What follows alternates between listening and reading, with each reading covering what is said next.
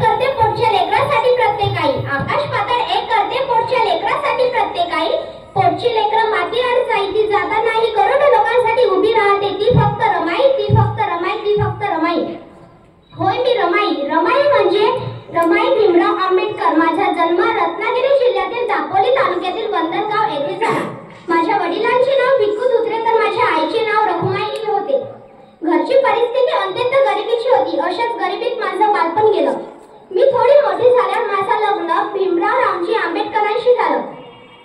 त्यांना सगळे बाबासाहेब म्हणत. बाबासाहेबांनी मला घरातच लिहायला वाचायला शिकवले व ते बडोद्याला गेले. नरेश सयाजीराव गायकवाड यांची शिष्यवृत्ती घेऊन ते पुढील शिक्षणासाठी अमेरिकेला गेले व त्याच वेळी माझे सासरे रामजी आंबेडकर व वीर आनंदराव यांचे निधन झाले.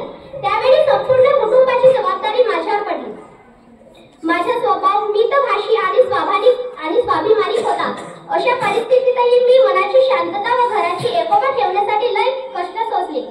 चिंतेने बावरले नाही, दीनपणाने हरली नाही. चिंतेने बावरले नाही, दीनपणाने हरली नाही. गोरगरिबांची माई, मीच ती रमाई, मीच ती रमाई. मी खूप छटले, खूप दुःख सोसले, पण याची कधी खंत पडू दिली नाही. प्रसंगी कधी सुख वाटायला आले तर कधी दुःख, तरीही बावरली नाही. म्हणूनच मला आज कारुण्याची मूर्ती म्हणतात.